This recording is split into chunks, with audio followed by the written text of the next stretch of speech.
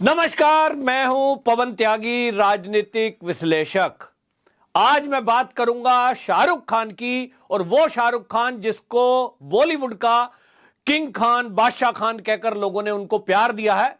हालांकि ये बात अलग है कि वो कई बार विवादों में फंसते नजर आए हैं। कई बार उनके ऊपर आरोप लगे हैं कि वो देश विरोधी एक्टिविटी करने वालों के साथ खड़े होते दिखाई देते हैं। लेकिन अब हाल ही का मामला, उनके ऊपर कस्टम ड्यूटी चोरी करने का आरोप लगा है, और आरोप ही नहीं तो बाकायदा उसमें उन्होंने लगभग 6 लाख रुपए से ज्यादा का जो एक्साइज ड्यूटी है, यानी टैक्स है, वो जुर्माने के तौर पर भरा है। मामला उनके विदेश यात्रा से जुड़ा हुआ है। शाहरुख खान जो शारजाह से, यूएई से आ रहे थे इंडिया, और मुंबई एयरपोर्ट पर जब वो उतरे तो उनके सामान को चेक किया गया तो पाया गया कि उनके सामान में उन्होंने विदेशों से महंगी महंगी रोलेक्स जैसी घड़ियां उन्होंने वहां से ली हैं, लेकिन उनका कस्टम ड्यूटी उन्होंने पे नहीं किया है, क्योंकि वो जरूरत से ज्यादा उनके पास निकली। तो आपको बता दें, 18 लाख रुपए कीमत की वो घड़ियां, जिसमें रोलेक्स की थी, और रोलेक्स उसके अलावा स्प्रिट कंपनी की थी, और कई ऐसी कंपनी थी जो बड़ी फेमस हैं। उनकी कीमत कहीं ज्यादा भारत में मिलती है, और वो कीमती घड़ियां 18 लाख कीमत की, उस पे जो एक्साइज ड्यूटी है वो उनको कायदे से पे करना था, लेकिन वो चाह रहे थे कि इसको बगैर पे किए निकला जाए। लेकिन आजकल जैसे कि सरकार केंद्र में बदली है, चीजें बदली हैं, और शाहरुख खान कभी अपने आप में वीआईपी होते थे। आप देखें कि वो चार्टर्ड प्लेन से चलने वाले लोग हैं, और उनकी कोई ड्यूटी चेक नहीं करता है, कोई बैग चेक नहीं करता, और शान से निकल जाते थे। उनको लग रहा है शायद पहले ही वाला माहौल अभी भी होगा, उनको सिक्योरिटी गार्ड सलूट करेंगे और कहेंगे साहब एक सेल्फी दे दो। लेकिन अब माहौल बदला हुआ है। आपको याद होगा एक नाम, समीर वानखेड़े। ये आईआरएस हैं, और इनका नाम चर्चा में उस समय आया जब शाहरुख खान के बेटे आर्यन खान को उन्होंने तब गिरफ्तार किया, जब ये जो समीर वानखेड़े हैं, ये कस्टम विभाग से बाकायदा नारकोटिक्स विभाग में ट्रांसफर करके, और मोदी सरकार ने उनकी पोस्टिंग मुंबई में की, और उन्होंने उस समय ड्रग विभाग में रहते हुए ड्रग के कारोबारियों पर ताबड़तोड़ कार्रवाई की थी और छापेमारी की थी। और उसी में शाहरुख खान का बेटा आर्यन खान गिरफ्त में आया था, जो कि एक क्रूज पर पार्टी करने जा रहा था, और आर्यन खान के नाम से लोगों को इनवाइट किया गया था कि भाई शाहरुख खान का बेटा आर्यन खान एक पार्टी में रहने वाला है। जैसा कि आप देखते हैं कि कभी जो ये पार्टियां होती हैं ड्रग की, उसमें किसी एक सेलिब्रिटी के नाम से पब्लिक को बुलाया जाता है और उनसे मोटी रकम वसूली जाती है, और इस सारे अरेंजमेंट में ड्रग पार्टी ऑर्गेनाइज करने वाले लोगों का काम है कि वो ड्रग के धंधे को कैसे फैलाएं। तो वहां ड्रग की पार्टी में ड्रग बांटी जाती है, और उसके जो धंधा करने वाले लोग हैं वो अपना इस काम को अंजाम देते हैं। इसकी भनक जब समीर वानखेड़े को लगी थी तो उन्होंने उस पर रेड मारी थी, और वहां कई सारे ऐसे ड्रग के स्मगलर पकड़े थे, जिसमें आर्यन खान भी पकड़ में आया था। यही समीर वानखेड़े पहली बार 2011 में यह सामने आया था, इनका और शाहरुख खान का रिश्ता। और आपको बताएं, 2011 में ये जो समीर वानखेड़े हैं, ये मुंबई एयरपोर्ट पर कस्टम विभाग में तैनात थे, और उस समय शाहरुख खान इसी तरह से विदेश यात्रा करके वापस आ रहे थे, और उनके पास लगभग 20 बैग थे। अब आप अगर चार्टर्ड प्लेन से आ रहे हैं तो इसका मतलब यह नहीं है कि आप जो भी चाहे वो ले आएं, जितना चाहे ले आएं। अब से पहले कोई चेक करता नहीं था, लेकिन जब समीर वानखेड़े की नजर में यह बात आई कि ये शाहरुख खान के बैग जो हैं, 20 बैग लेकर एक बंदा वापसी लौट रहा है, तो आखिरकार इतना बैग कैसे ला सकता है भाई? आपकी हर एक व्यक्ति की एक लिमिट है। लेकिन ये चार्टर्ड प्लेन में जाते क्यों हैं? उनके पास पैसा है। अब इसमें क्या खेल चलता है, ये तो खुलासा अब हुआ है कि ये विदेश यात्राओं पे जाते हैं, महंगी वस्तुएं लाते हैं, सोना ले आते हैं, और भी क्या क्या लाते होंगे, लेकिन अब कस्टम इनको ठीक से चेक कर रहा है। और इसीलिए समीर वानखेड़े वो अधिकारी थे जिन्होंने मुंबई एयरपोर्ट पर रहते हुए कस्टम विभाग में शाहरुख खान की पहली बार तलाशी ली थी, और घंटों उनको इसलिए बिठा के रखा क्योंकि वो एक संतोषजनक जवाब नहीं दे पाए कि भाई आप इतने सारे बैग परचेज करके लाए हैं या आपका ये निजी सामान है? वो कह रहे थे ये मेरा निजी है, लेकिन देखने में लग रहा था कि वो बैग और उनके अंदर कपड़े और सामान ये सब खरीद कर लाए गए थे जिसका कोई बिल तक नहीं था। और इसी को देखते हुए तब बैग की कीमत, क्योंकि उस समय आप समझ सकते हैं 2011 में कांग्रेस की सरकार केंद्र में थी, समीर वानखेड़े के ऊपर भी उस तरह का प्रेशर था, लेकिन तब भी 1.5 लाख रुपए का जुर्माना समीर वानखेड़े ने शाहरुख खान के ऊपर लगाया था कि आप जितना सामान लेकर आए हैं ये कस्टम ड्यूटी इसकी बनती है, जरूरत से ज्यादा सामान कोई भी लाएगा व्यक्ति तो पूछा तो जाएगा।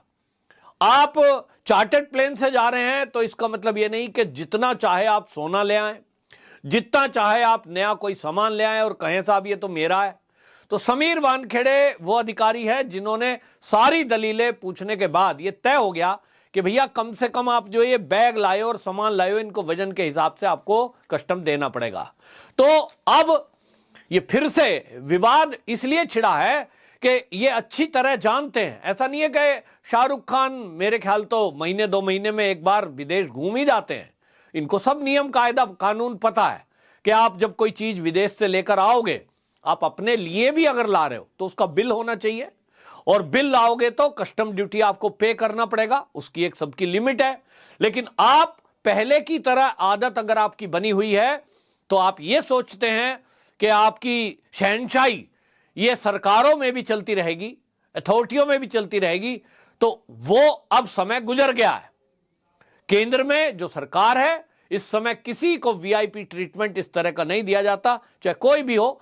यह बात अलग है कि इसी केंद्र सरकार पर जिस तरह की टिप्पणियां ये जो बॉलीवुड के लोग हैं ये करते रहे हैं, ये एक तरह से सिद्ध करने की कोशिश करते हैं कि साहब ये जो मोदी सरकार है ये धर्म विशेष लोगों से नफरत करती है इसलिए ऐसा हो रहा है।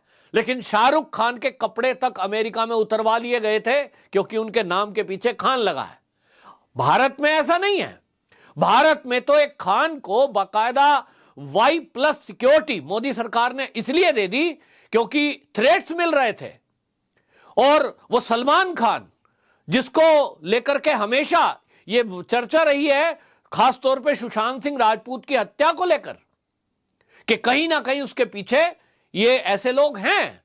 उसके बाद भी ये सरकार की जिम्मेदारी है कि यदि कोई भी व्यक्ति है उसकी जान की रक्षा अगर लगता है कि खतरा है तो उसकी सिक्योरिटी करना सरकार की जिम्मेदारी है। और इसीलिए इससे बड़ा उदाहरण क्या होगा कि बॉलीवुड का वो व्यक्ति जिसका कोई मोदी सरकार या मोदी से कोई सारोकार नहीं, ना वो हमेशा जो नैरेटिव चलाने वाले लोग हैं उनके साथ खड़े दिखाई देते हैं, लेकिन सरकार को जब लगा कि इनको जान को खतरा है तो Y+ सिक्योरिटी शाहरुख खान को दी थी। अब नाम तो खान के पीछे उनके भी लगा है। सरकार अगर जाति और धर्म देख करके लोगों के साथ व्यवहार करने लगेगी तब फिर उसको कोई मोदी सरकार या भाजपा सरकार नहीं कहेगा। ये सरकार है, नियम कायदा कानून सबके लिए समान है, मानना पड़ेगा। और इसीलिए अब ये समझ लेना चाहिए बॉलीवुड के जितने भी लोग हैं कि आप अब सुधर जाइए। पहले वाला माहौल नहीं है, ना पहले की सरकारें हैं कि आपका नाम और आपको स्टार समझकर कुछ भी करने की छूट दे दी जाएगी। दूसरा नाम आप देख रहे होंगे आजकल जैकलिन का, जिसके ऊपर केस चल रहा है। सुकेश चंद्रशेखर जेल के अंदर बंद है ठगी करने के आरोप में, और उसी ने ये जैकलिन को इस्तेमाल करते हुए कितने लोगों को ठगा है ये अभी जांच का विषय है। तो किस तरह का बॉलीवुड हमारे देश का काम कर रहा है। दीपिका पादुकोण आपको याद होगी कि जब वो जेएनयू वालों के साथ मिलकर के सेल्फी खिंचवा रही थी, फोटो खिंचवा रही थी, और कब, जब सीएए के विरोध में जेएनयू का एक ऐसा ग्रुप जो टुकड़े टुकड़े गैंग कहलाता है वो देश विरोधी और सरकार विरोधी नैरेटिव बनाने में लगा था। वहां बॉलीवुड का क्या काम था? कोई काम नहीं। लेकिन वहां आकर खड़ी हुई, बाद में सूत्रों से पता लग रहा है कि साहब 1 करोड़ रुपए के लिए दीपिका पादुकोण आई थी और उनके साथ खड़ी हो गई। इसका मतलब क्या है? इसका मतलब यह है कि ये जो बॉलीवुड के लोग हैं इनको कोई पैसे देकर कुछ भी काम करा सकता है, चाहे वो देश विरोधी हो, चाहे वो कानून विरोधी हो। तो ये आप देखिए कि शाहरुख खान इतने बड़े किंग खान बनते हैं लेकिन बिना एक्साइज ड्यूटी दिए वो घड़ियां लेकर आ रहे हैं। भाई इतनी घड़ी पहनेंगे तो है नहीं, बेचेंगे, धंधा कर रहे हैं, पिक्चर चल नहीं रही है, लोग मजाक कर रहे हैं कि शाहरुख खान की कोई मूवी चली नहीं, पठान मूवी पेंडिंग है, लेकिन लोगों ने तय कर रखा है कि बाइकॉट पठान जो अभियान चलेगा, मूवी एडवांस में इनको पता लग गया है कि वो चलनी नहीं है, तो लगा होगा भाई ये सामान बेचने का ही काम कर लें, ले आते हैं विदेशों से और ला करके यहां बेच देते हैं, किराया भी निकल जाएगा और भाई बाकी तो कोई पूछ नहीं रहा है। लेकिन ये इनको ध्यान रखना पड़ेगा कि अब जो सरकार है वो चौकन्नी है। अब आप पैसे के लिए पैसे लेकर कोई देश विरोधी एक्टिविटी, कानून विरोधी एक्टिविटी करोगे तो एक्शन होगा। खैर, शाहरुख खान को इस बार समझ में आ गया कि जो अभी तक नाटक ड्रामेबाजी आप करते रहे हैं विदेश यात्रा के नाम पर, और वो चलने वाली नहीं है, और गैर कानूनी काम यदि आप करोगे तो इसी तरह जैसे 16 लाख की घड़ी लाए और अब उनको 7 लाख उसमें एक्साइज ड्यूटी देनी पड़ गई है, तो जो कमाई करने को सोच रहे होंगे शाहरुख खान घड़ी बेचकर, वो तो अब होना नहीं है। हालांकि लोग कहते हैं भाई इतना पैसे वाला है, उनके पास 500 करोड़ की प्रॉपर्टी है, तो फिर ऐसे काम करते क्यों हैं, सवाल तो यह भी है।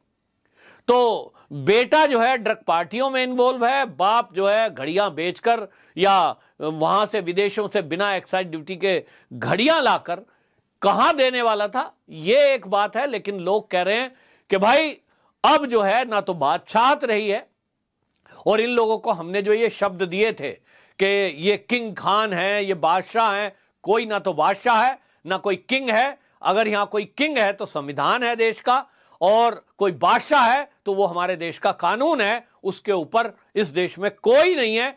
इस समय शाहरुख खान के ऊपर जो कार्रवाई हुई उसने ये बता दिया है।